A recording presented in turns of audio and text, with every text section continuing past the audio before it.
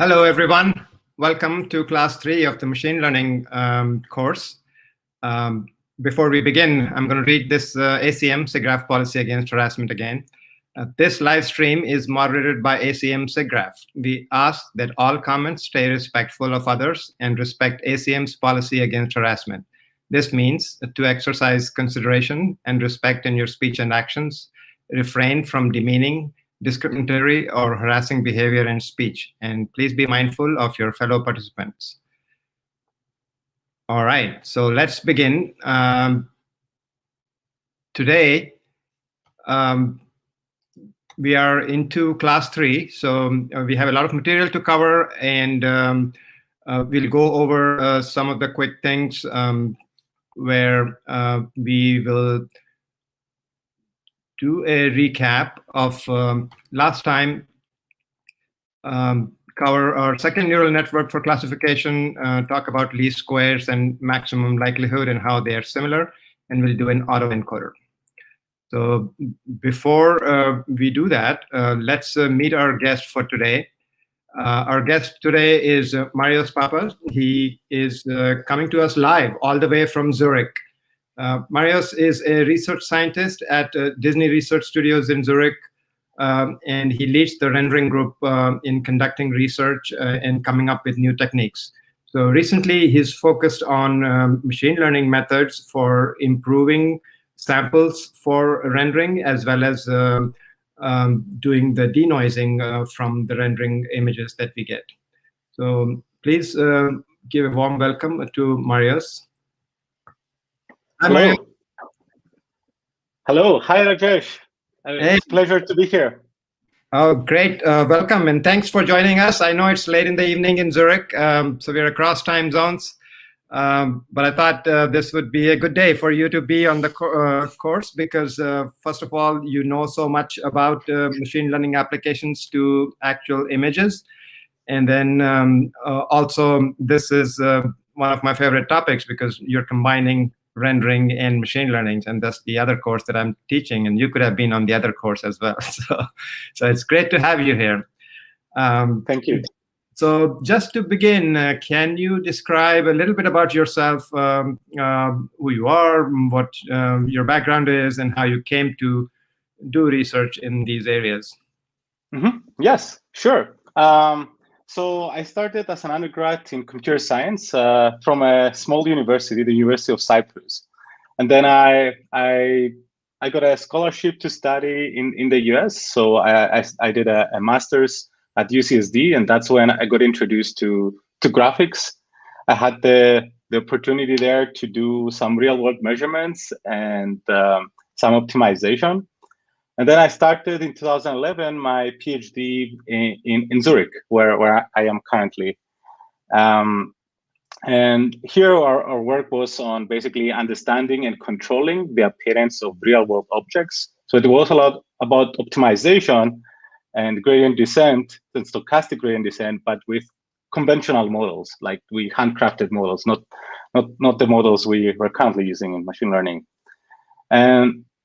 And then, yeah, we worked on appearance capture, modeling, fabrication, even with 3D printers or by mixing silicon and pigments. This was a lot of fun, where we're trying to invert the rendering equation and, given a target image, try to find what's the scene that would make this image. It's a scene composition. And nowadays, I'm working more on the rendering side, on the forward rendering, trying to focus on trying to make our estimators that calculate the rendering equation, make them converge faster with the help of machine learning and deep learning. So one of the key research pieces that came out of the lab recently was about denoising. And I think because it's so much applicable to this course, can you speak about like how that research came about, and then how initially when you started without machine learning using kernels, and then how you got into the idea of doing machine learning with denoising? Mm-hmm. Sure, yeah. So the traditional methods, they were what we call kernel-based, and the main idea, I think the goal back then and now with these kernel-based methods is when you have a pixel, and you have a noisy estimate of its value, you want to try to find neighboring pixels that share that have similar values or come from the same distribution. And you can compare their values, but because they're noisy, they won't agree. So maybe you increase a little bit the area around them, and you compare maybe some averages and try to understand if these two are the same, so you can average them and get a better, more less noisy estimate. And traditional methods were trying with heuristics to come up with ways to measure similarity between pixels and whether you can average them together. Then came the the deep learning methods, where we use convolutional neural networks to try and understand which neighboring pixels can be added to this average. And more specifically, what we saw is that with the use of what we call features like normals or discontinuities that we see in the depth, for example, or in the textures, these discontinuities often correlate with how the reference image would look like, how the actual image you want to get would look like. And neural networks, we found they're pretty good at understanding that and not blurring over those details. So with that, basically, this was, I think, the key realizations. So features, kernels, and a lot of training data of noisy renderings and converged images. Right. So that's fantastic, actually. So one thing that I think we want to make it clear to our audience is like the difference between like general denoising from a single image versus denoising for rendered images that are coming out of a renderer. What is the difference or the advantage that you? Yeah, so there are quite a few differences. I mean, the goal is the same. You want to remove the noise, and typically, you have error in the form of noise, and then you want to trade that off with something else, which we call usually is blur or bias, how we call it, that hopefully has much lower error, right? So you do like a trade-off. Now that's the goal. Now, in terms of how you approach it, in the terms of for natural images, what you have to deal with is noise coming from the camera, right? And this has each type of camera, each type of sensor has different noise distribution, and basically what you have to do is to be able to remove noise from these type of distributions. Now, in terms of rendering, we have other sources of noise. It usually comes from our light rays that we simulate if they hit or not the light source, and other reasons that we shouldn't get into that. So this Monte Carlo noise, as we call it, it's different distribution from what you would expect in a camera. So that's one thing. And then, of course, the dynamic range is huge in the rendered images. You could have values that are very high. This is actually something you have to deal with. But the nice thing about renderings and noise from Monte Carlo renderings is that you have, something we called earlier, these features. You can ask the renderer for very accurate measurements that will help you figure out what's happening and where the detail is. For example, something you can ask and you can get it with very high accuracy and very sharp feature would be depth, for example, or the surface normals, or the textures that our artists use. These features are something you can cheaply produce with a renderer and give them along with your noisy image to a neural network to help increase the quality. That's pretty cool. And then one other thing I want to emphasize was just the size of the networks that you have and the amount of time it takes to train. Because we have been using toy examples here, and they take like a few seconds to be good. But in a practical situation where you have deployed this over multiple studios, what kind of training time or what kind of sizes of the network are we looking at? Yeah. So yeah. I hope, well, so in terms of training time, this is actually, we're looking at in the order of weeks, multiple weeks to train, for example, our cross-frame 7-frame denoiser. The single frame, we can do it in a bit less than a week. And this is, by the way, with, where we We have highly optimized hardware, our own file system caching, heuristics and a lot of custom hardware to make this fast. Typically, this could be in the order of a few months. So this was with a lot of optimization there. And now the size of the networks, we're talking about sometimes up to a few tens of millions parameters for these networks to get trained.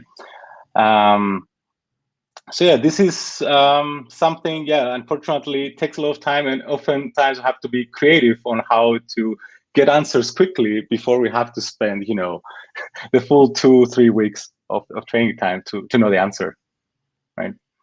No, I think that's great to know, because a lot of times I think people, when they're starting, they expect the answers very quickly. But for a practical deployed solution, we need to understand that there is a lot of computing that is happening during training. But then once you're done, the inference is pretty quick, right? Correct. Yeah, correct. So on GPUs, we can get it. We can get like what we call the offline denoiser now. In the matter of a couple of seconds per pass, and we can reduce that to less than a second with the interactive versions of our denoiser. And that's pretty cool. And then, as the last few words, like, do you have any advice for students getting into the field? Like, what kinds of things they should focus on, what they should learn?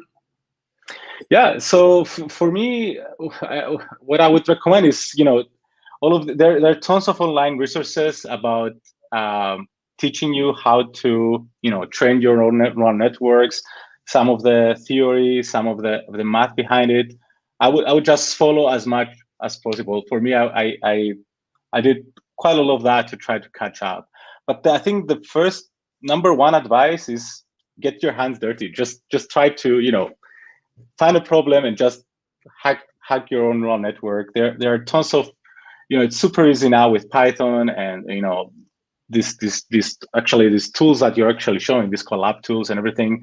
This works greatly. Just go ahead and start training your networks. Learn by practice. All right. Okay. Thank you, Marius, for your time and for being with us today. And I hope to talk to you soon later. And thanks again. Likewise. Enjoy the rest of the class. Bye, everybody. Bye. All right. So that was Marius, and he had some interesting things to say about how to go about learning, and then what it takes to do a practical deployment of an actual problem and its solutions. So let's dive into our class.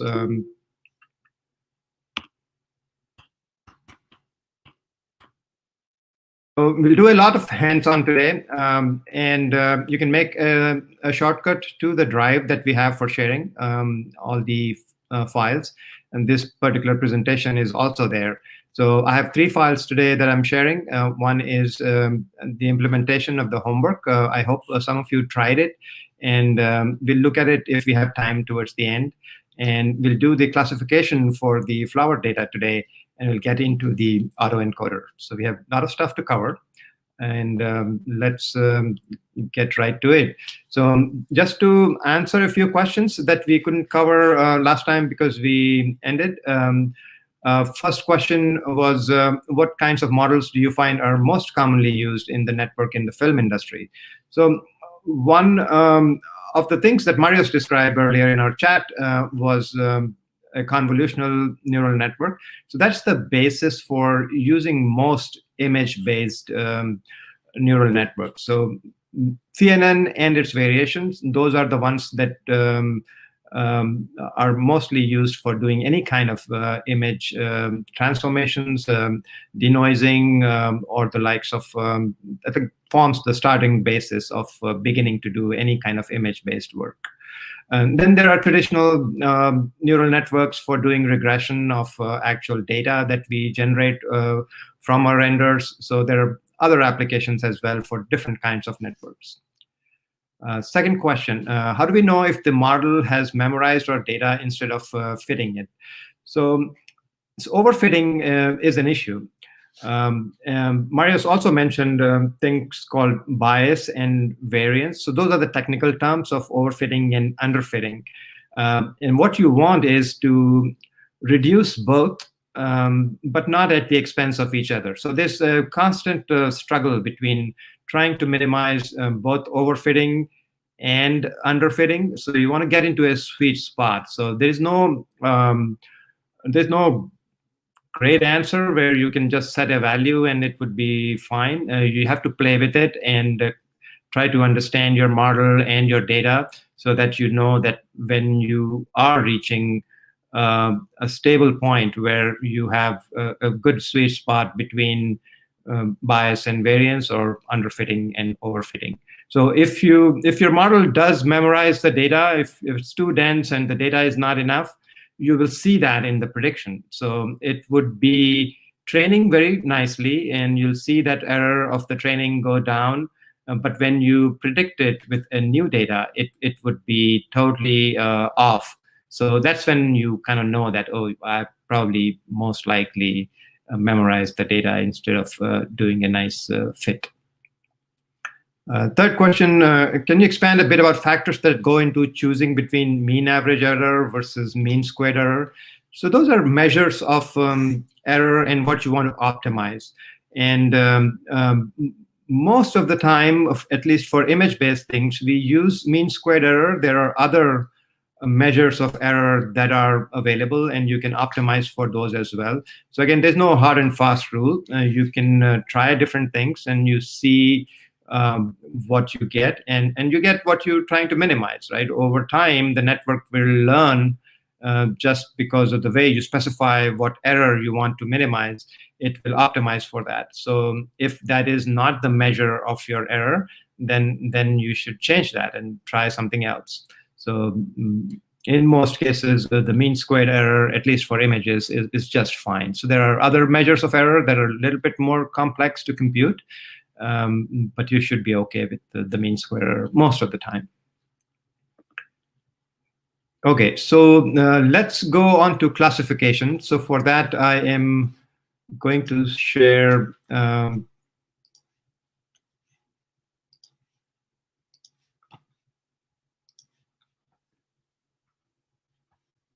last class slides. So we finished the housing project for regression, and that worked well. And then I had given some homework to try different hyperparameters. So this hyperparameter tuning is pretty much where most of the machine learning engineers spend time when they're training. So they'll adjust these things. There are multiple things that you can adjust to make sure that your network is optimally trained.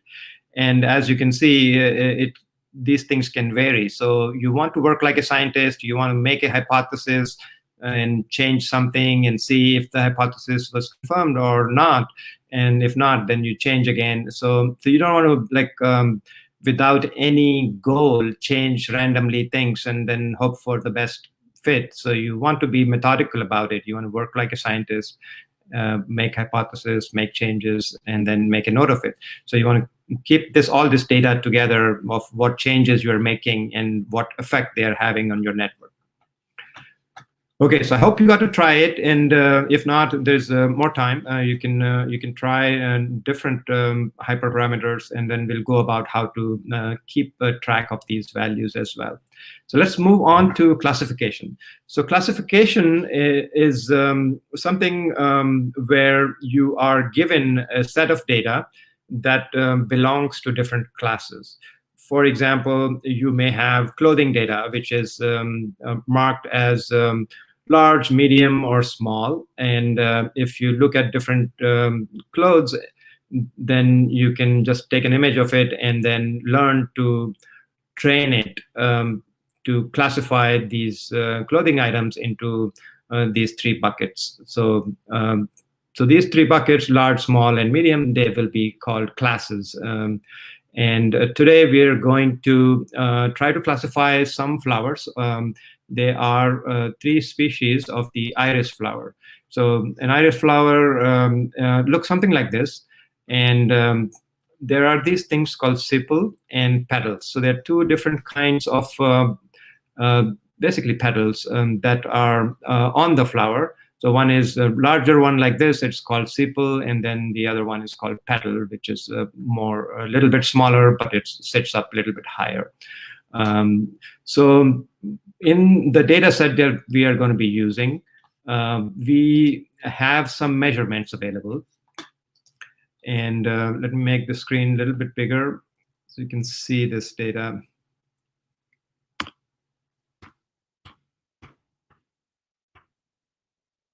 So we are given some data about these species of iris flower. And the species themselves are called Setosa, versicolor, and virginica. And the data that we have are the sepal length, sepal width, petal length, and petal width. So only 4 data items per flower is what we have. And these are the actual data items. And the last column is actually the class. So which means 2 would be virginica, 1 would be versicolor, and 0 would be the Setosa. So it's already pre-classified, and we're given the list of these items. There are 120 data items in this set. Again, a small data set with 3 classes, and then just these are numbers. So what we can do now is I'll share this Colab notebook now.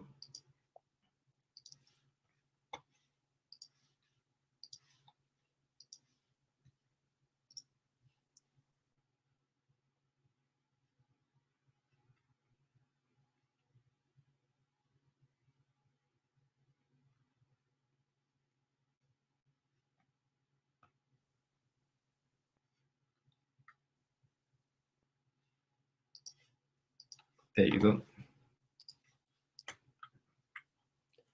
So if you followed the regression example, so this is very similar, except first thing we're going to do is import a different kind of data from this particular TensorFlow website. So it's iristraining.csv, again, it's comma-separated file with the data. So this is what the different species look like. Again, they're very similar in color, and they have different kinds of leaves slightly. Again, because they belong to the same family, they look alike. So let's look at the data. I'm going to execute this cell, and that's what it prints. So this is similar to what I showed earlier, data about 3 different species. So let's make it more clear, because this particular data, it's labeled and it's nice, but let's make the columns a little bit more meaningful, because it has no label for the last column. So we are going to create our own little labels for column names and class names. And all we're doing is just relabeling the headers. So if we now print this data, it looks much cleaner. You have these nice names associated with this. So looking at the first 5 data points, that's what you get. And we did some statistics on the data, and you can see how they are distributed as well. So let's plot them together.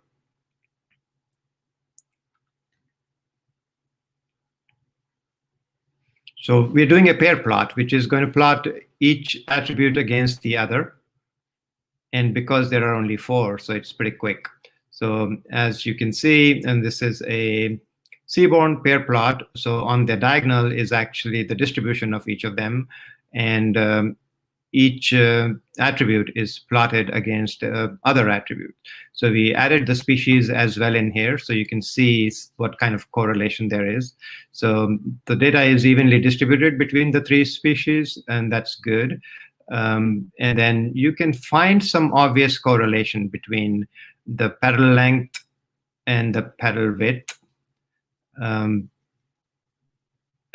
So this data looks good, nice, evenly distributed. That's what you want. So you want most of your data to be independently and identically distributed, so that there is no no biases in the data itself. Data can be correlated, and that's fine. That's what we are actually looking for. So let's do another kind of plot, which is going to show us data in a better way. So what we're going to do is, instead of plotting the species here, we are going to color the data with the species as one of the colors. So let's take a look at that.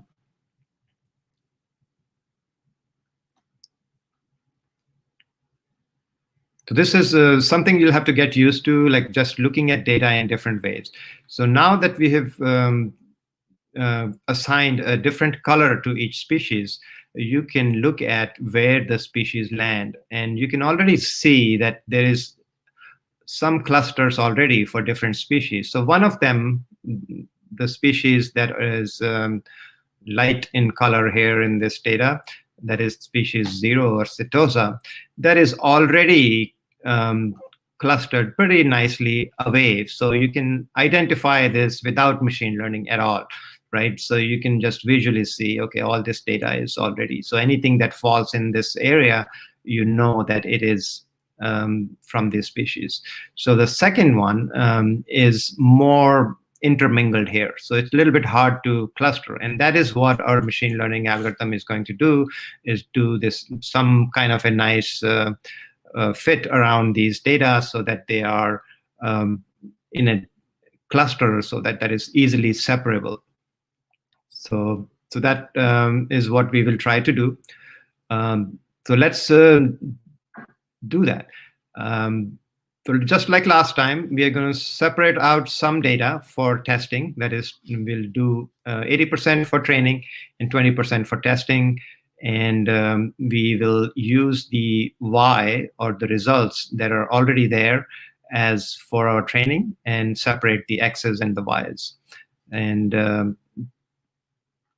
then we normalize the data as well. So we'll do all these steps in this cell. And now we have 96 data points for training and 24 for testing. And these are the statistics for that data.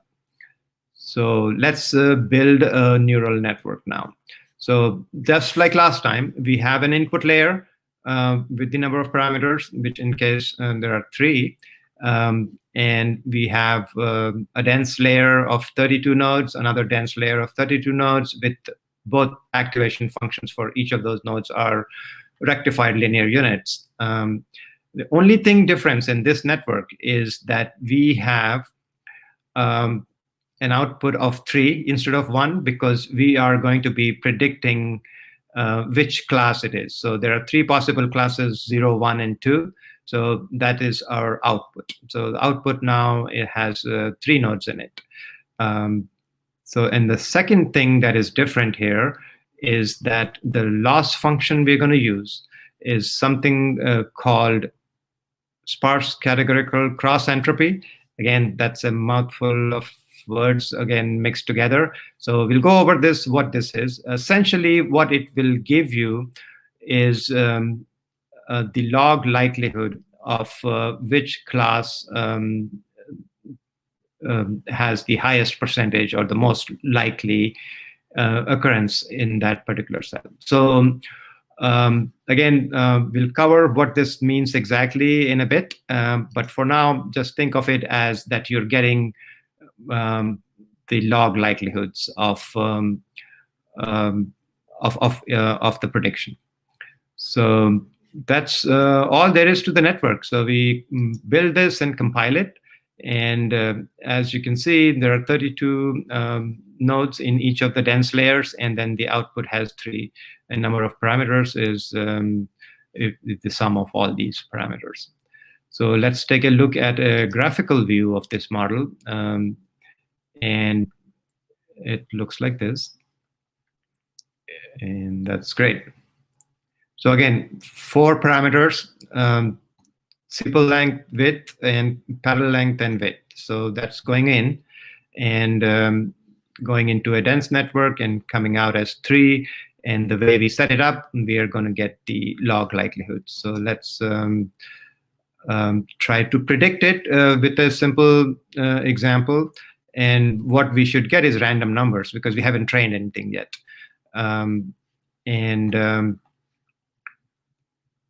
What we get is log likelihood, and this softmax function converts the logs into probabilities. And we'll look at that. So because we haven't trained it, everything should be random. So we're getting these likelihood numbers as some random log likelihoods. And then using this softmax function, we have converted these to probabilities. So because it is random, the probabilities should be around 0.33 because each class is equally likely for random numbers. So which is what this is. So we do this without training, just to make sure that the data is what it is, the sizes are what they are, and we are getting expected output from random input. So that's a good practice to try because you can do this without training, assuming that every weight will be initialized to some random number. So let's train now. So we are going to use a batch size of 4 because this is a small data set, and we're going to run it for 10 epochs with a validation split of 80-20. So this goes pretty fast. And as you can see, the loss is decreasing, which is good, which is exactly what we want. And let's plot this loss.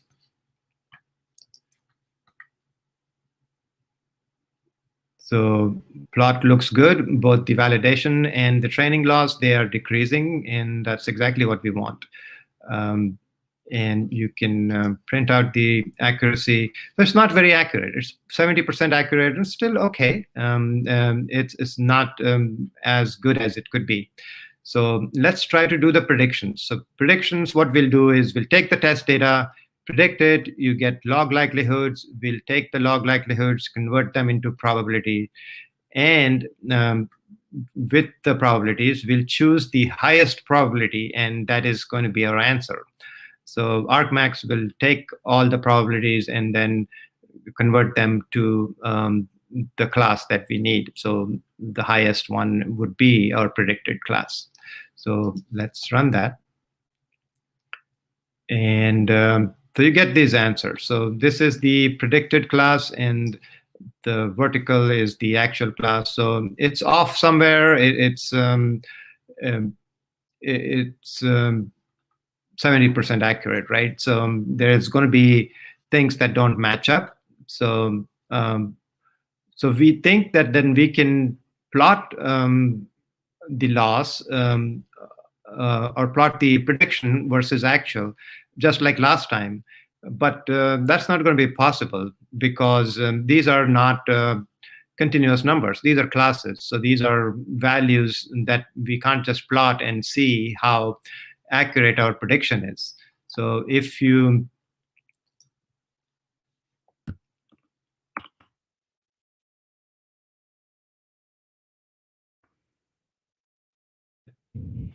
skip ahead, we did that.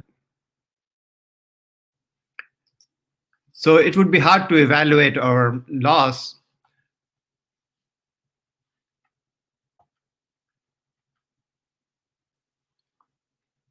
because the values are now integers instead of floating point values.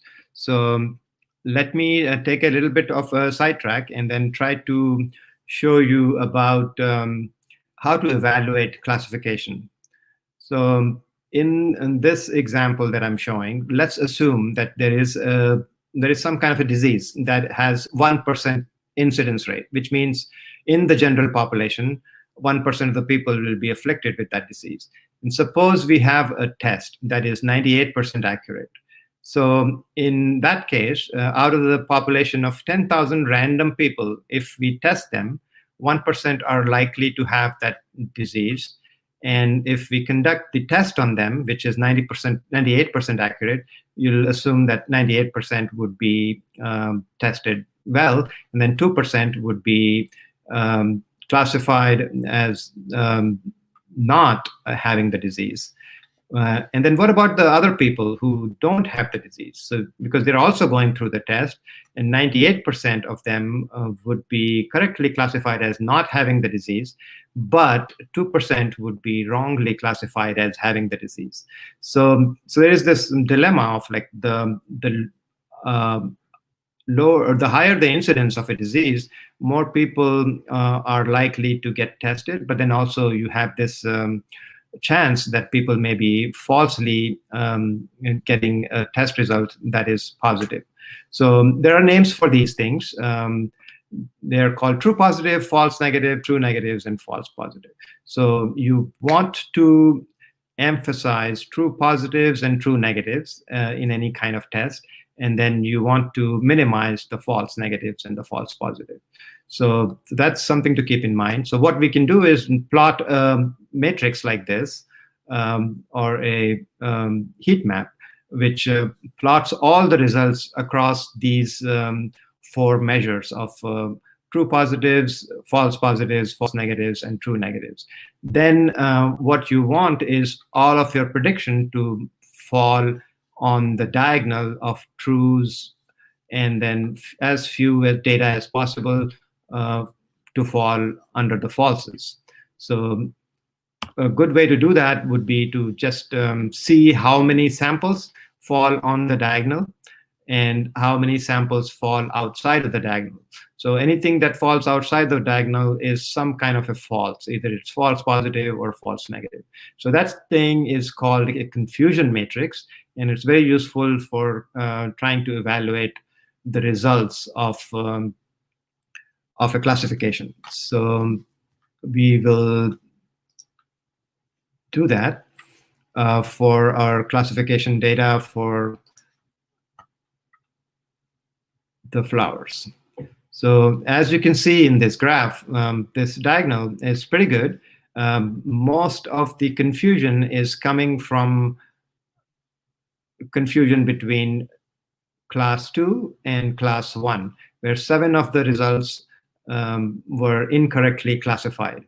So as we saw earlier from the graph itself, the class 2 and class 1, they are the ones that have this kind of a confounded distribution where they are intermixed in between. So that's something we want to make a better classification for. So what we can do, we can try different things to make this better. So imagine in our training that we did earlier, if we were to increase the number of nodes or to have a denser network, we can also have train for longer, and that may work as well. So let's try that, because that's easy to do and it's fast. So what we are going to do is train for 28 blocks instead. So let's see what happens then. So it picks up from last time. So 10 are already done. So 20 more. So the loss keeps decreasing, which is great. So now let's do some plotting. And you can see the loss is still decreasing. We can see the accuracy is now 1, which is, you can test it from here. But a better way to see it is with a heat map. So this is what it looked like last time. And now if you run it, you can see that it is perfectly correct, and which is something we don't want really. In terms of classification, most of the time the results are going to be like this. But if we use it for other data that is it's not seen before, it may be wrong. So it may have memorized the data in some way.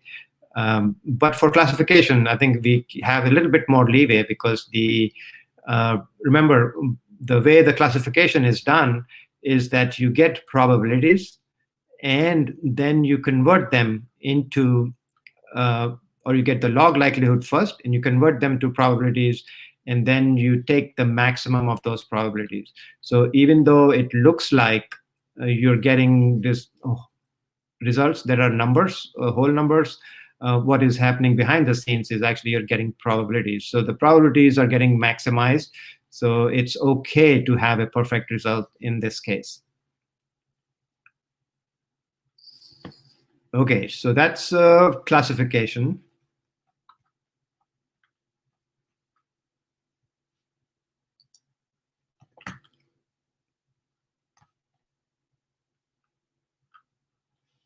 So let's so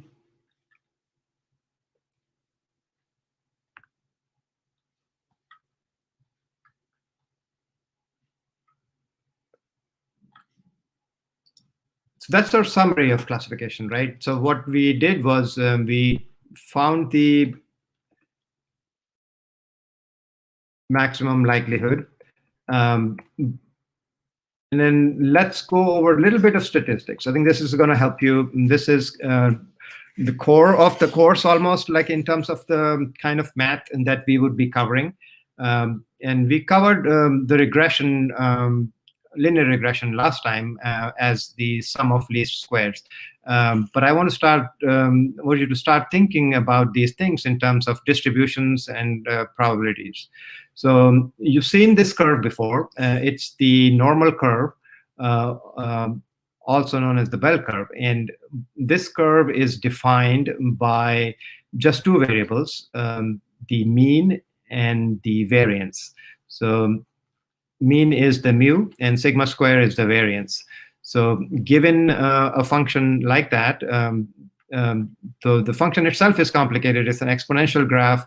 And what it does is defines the probability of a sample belonging to this distribution. So the normal distribution itself, you can see that if you are 1 sigma away from the mean, so this is the mean of the distribution, and if you are 1 sigma away from the mean on either side, then you're covering basically 68% of the samples. And if you're 2 sigmas away from the mean, you're covering 95% of the samples.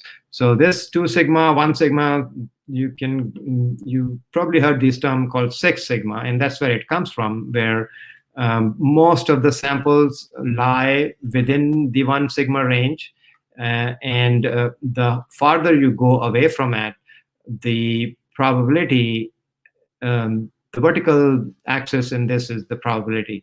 So that decreases, and it becomes really, really small the farther away from the mean that you go. So a 6 sigma usually means that the probability of error in a process is so low that it is almost impossible for that error to occur.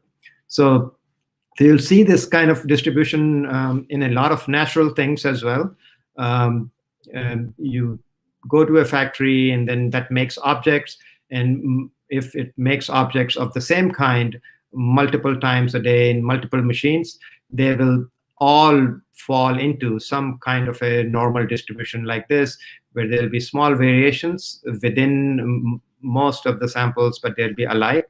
And then once in a while, you will get some totally out of ordinary sample, or some machine failure, or some measurement failure that you would get these extremes.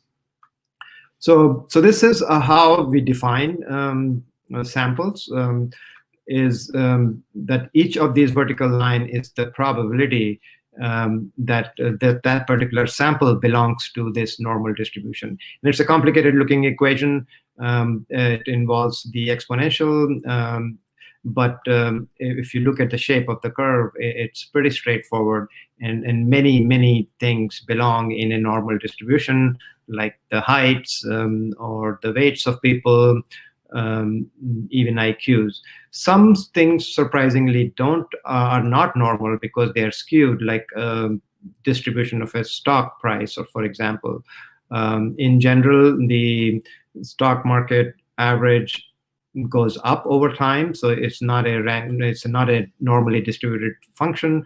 If you look at wealth of people in the United States, it's also skewed towards the very high earners on the right side. So those are not normal distributions, but many things in fact, are actually normally distributed. So it's good to know that. And we can take a look at different shapes of these normal curves. And all it is saying is that all these curves are similar in principle, in nature, but they have different means, they have different variance. When a curve is narrow, which means the distribution is very tight, it is in a narrow range with a high mean. And if the distribution, for example, this yellow curve, it is pretty wide, which means it has very high variance, and the mean then becomes a little bit lower. So it has a lot of variation happening in there. But they're all governed by the same equation, and that is based on just two factors, that is the mean and the variance. So now going back to our regression. So remember what we did in regression was we tried to find the errors of the actual points from the predicted value. So the predicted values fall on this straight line, and the actual values, the red dots, they are the actual data. And we try to find the difference in y values of those data points and square them and sum them and try to minimize that sum. So we end up equation something like this. And if you look at what is happening, that each of these measurements, they are coming from some distribution. For example, if you have, again, a factory that is producing, for example, nails that are 2 inches tall. So imagine a setup where you have a piece of cable that comes through, and there is some automatic cutting mechanism. There is a measuring equipment that measures it for 2 inches and cuts it and makes the nail. So you can imagine all these processes in between, they will have some kind of error. So sometimes the cutting is not accurate, sometimes the measurement is not accurate, maybe it is hot that day, and the metal that you're processing is very pliable. So there are different sources of error in each data point that you're collecting. And that itself belongs to a distribution that is shown here in a vertical way. So what we end up doing is when you take that error that shows up as a part of this distribution, where predicted value is what you want to be the mean, and the actual value is actually somewhere along that curve. So if you look at it as a distribution, then you have this equation. This is for a continuous variable x, but if you take multiple samples, then you can think of it as trying to figure out the products of these probabilities. So because they are multiple samples, for each of them, you multiply the probabilities. So you end up, for multiple samples, you end up with an equation something like this, which is basically taking this and multiplying it over multiple samples. And because this comes up as a big product, we can take log on both sides, and the product becomes essentially a sum. And the exponential we can get rid of because we're taking log, and log of exponential is canceled out. Ultimately, you end up with this equation. Rajesh, real quick, I think your screen is frozen, or it might be on the wrong slide. Okay. Thank you. Let's see what I'm doing. So is it, well, I can't see it. Let me minimize this. It is on the flower classification Python.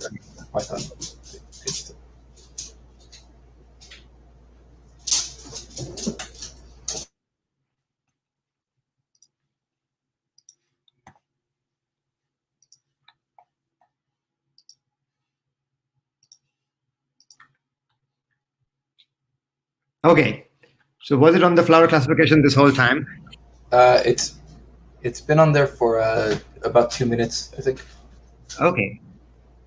So let's see if I covered the thing well. So we talked about the general shape of the normal distribution, and then different possible distributions that fit the same equation given mean and variance.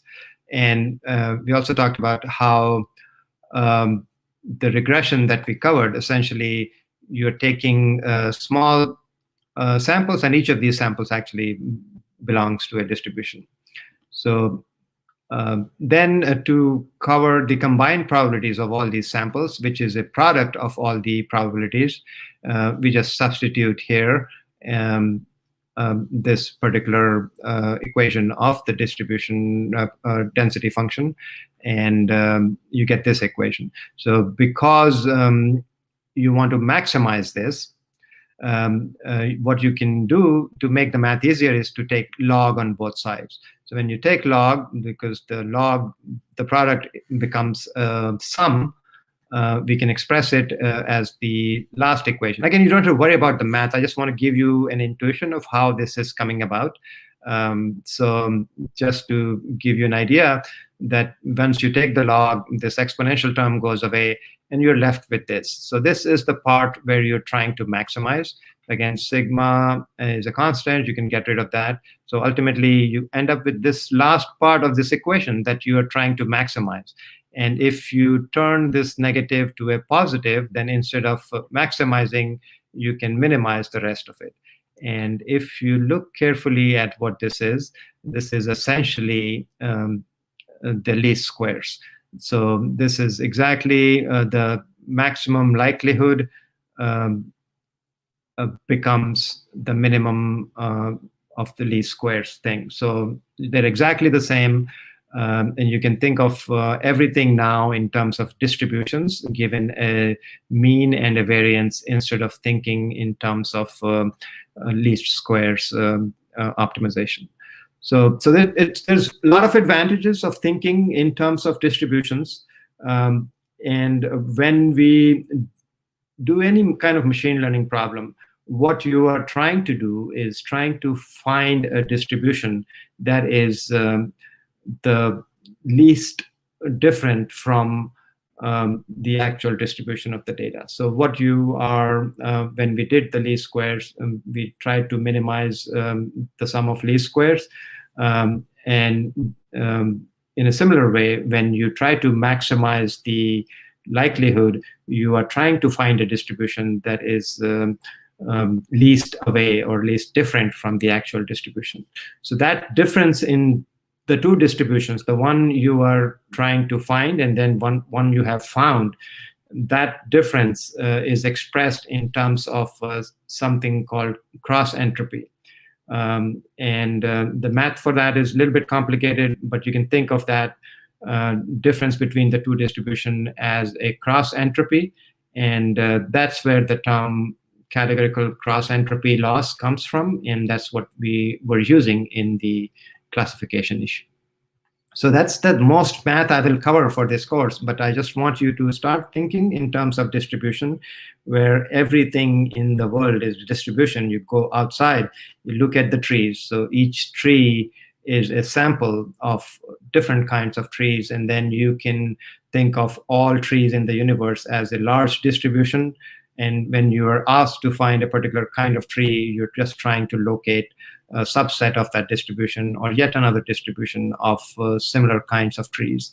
So same way, when you look at a car, for example, you have learned over the years as a human being to look at cars and identify cars. And even though if you see something that is not quite a car, but has four wheels and is moving forward on the street, you would know how to classify that as a car.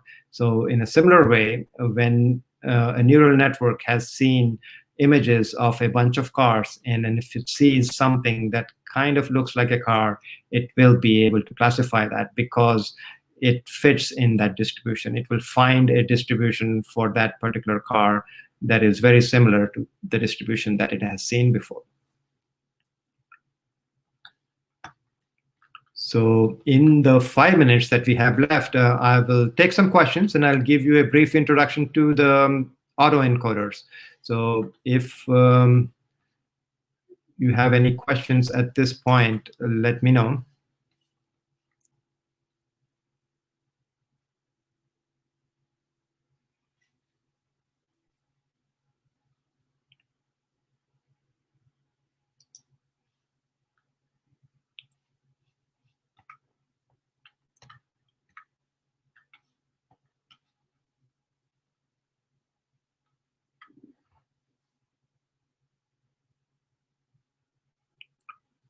So there are a lot of resources. If you find, you can start on Wikipedia about cross entropy and the maximum likelihood. So it will all go into this kind of math a little bit, but a general idea is that you have a distribution that you have found, and the actual distribution, and the difference between the two, you can think of that as the cross entropy. But every single book on machine learning will have something similar about describing that. Some will have the math worked out in detail, others will skip it, but that's the general idea.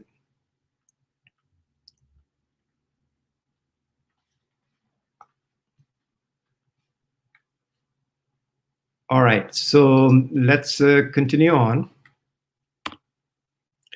Let's talk a little bit about autoencoders. So I'll give you a general introduction.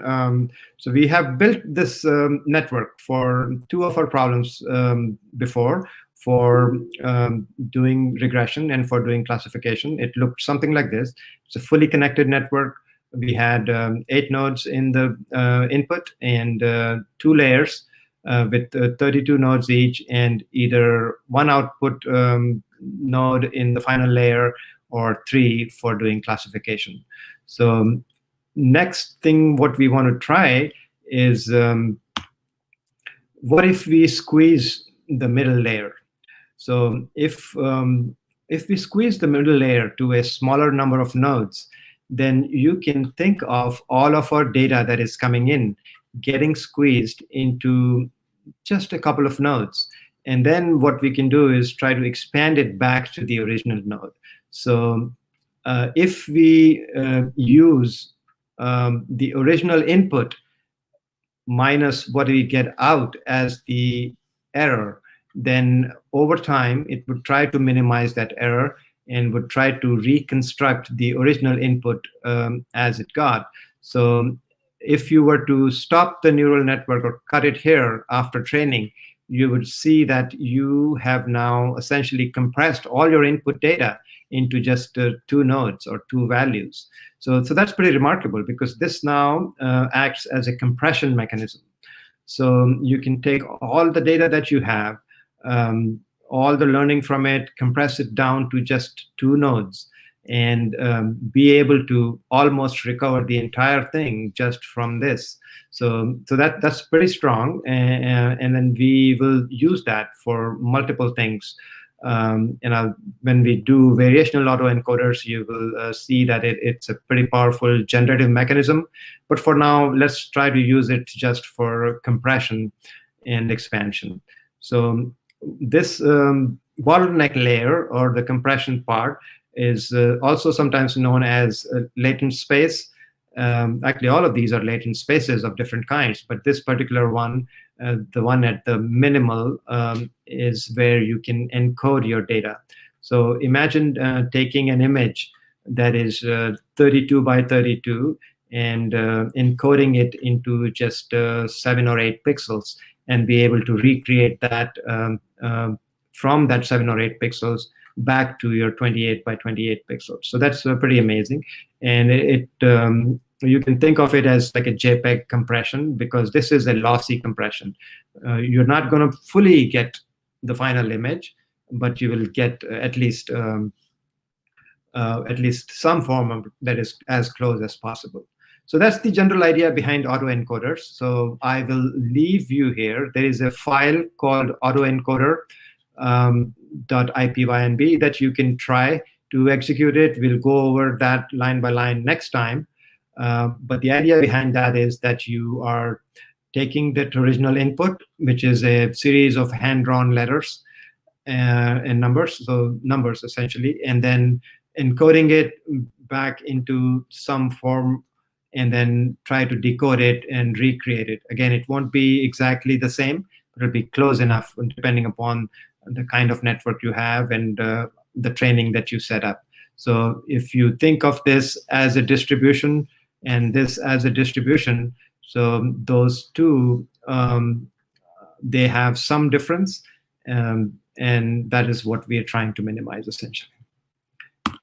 So you go try it out as a homework, and then what we will do next time is cover that in more detail, and we'll talk to Leon Gaddis about like CNNs and how to use them for doing artistic neural style transfer. So any other questions you have, please feel free to talk to me later on Twitter. Otherwise, we will stop here, and maybe one more question or two questions.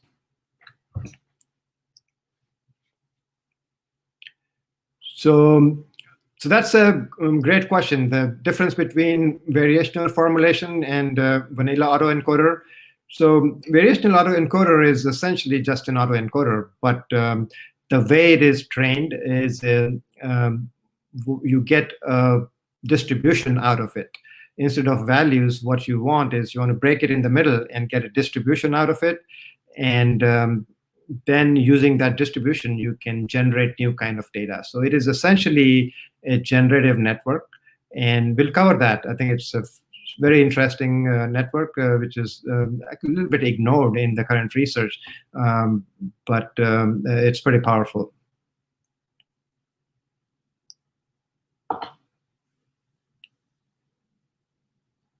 So can autoencoders be used to help with streaming? So yes. So autoencoders are, because they're basically doing compression, you can train that and get nice compression on the source side, and then using that compression, you can transmit the data, and on the receiving side, you can decode it. But because media streaming is been such an important topic, there are other algorithms that are better at recreating data and achieve a good compression. So we've used like MPEG or JPEG. So those are essentially encoding the data and transmitting it. But recently, there has been some research out where it uses deep learning to do the compression. And NVIDIA has a product out. Google does that a lot. So we will, there's some use of autoencoder-like compression schemes that are pretty good. I'll do one last question. Can the learned data from autoencoder be used to augment unknown data? Yes, so we can. So the augmentation, or what you're calling here super resolution, those are all forms of something you can generally call them as denoising, where you are trying to fill in the missing pieces of data. And we'll cover that actually. We'll do both super resolution and we will do denoising of different kinds. So that will be the next class when we cover CNNs. All right, so that's the end for today. We went a little bit over time, but I will see you all on June 3rd. And then do the homework, try out the autoencoder, and look at the sign function. You'll see that sign function, even though it is simple, it's extremely difficult to train with neural networks because it doesn't understand periodicity. All right, thank you. At SIGGRAPH 2020, more than 10,000 individuals from 95 countries gathered virtually to experience over 350 hours of content presented by more than 1,600 contributors. What resulted was pure SIGGRAPH.